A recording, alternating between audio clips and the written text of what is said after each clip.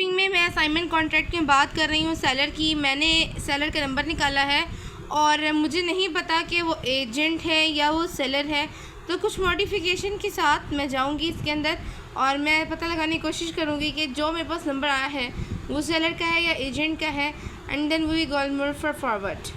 तो जिससे मैं बात कर रही हूँ उनका नाम है Joseph, and now I am aligning my name to एला।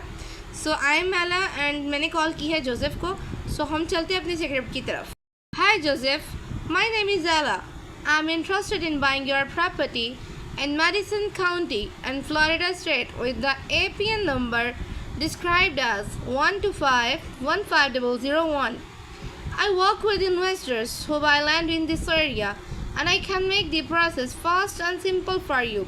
I'll handle all the paperwork covering the closing costs, and you don't pay any agent fee.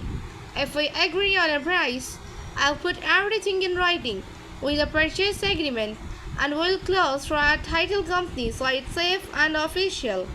Would you be open to a quick cash offer on your land? मुझे नहीं पता कि वो seller है या वो agent है, तो he will definitely reply to my questions, और जैसे ही वही बात करेगा then I will question from him, are you any third party involving in this land, are you are original seller? हम लोगों को नेट्रो ऑनलाइन की साइट से पता है कि इसका रियल ओनर कौन है, तो हम उसको बताएंगे, I know that the real owner of this property that I have described you earlier is Joseph Henry. So are you Joseph Henry? I am speaking to Joseph Henry और is real owner of this company of this land. So अगर वो कहता है yes, I am speaking with the real owner, so you will go with him.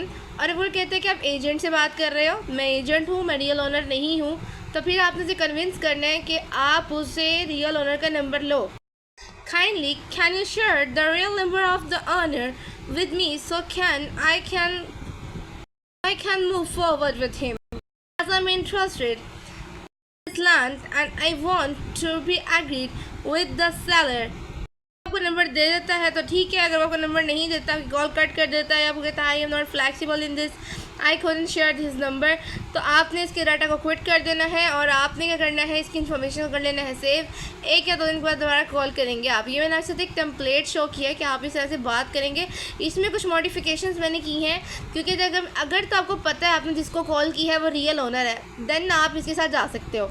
अगर आपने call किया और आपको 100% श्योरिटी नहीं है कि आपने सेलर को कॉल किया है या एजेंट को, तो आपने 1-2 लाइन इसमें एक्स्ट्रा डालनी है, जैसे मैंने बोली है कि आप उससे बात कंफर्म करोगे कि आप रियल ओनर हो या आप थर्ड पार्टी हो. ठीक है.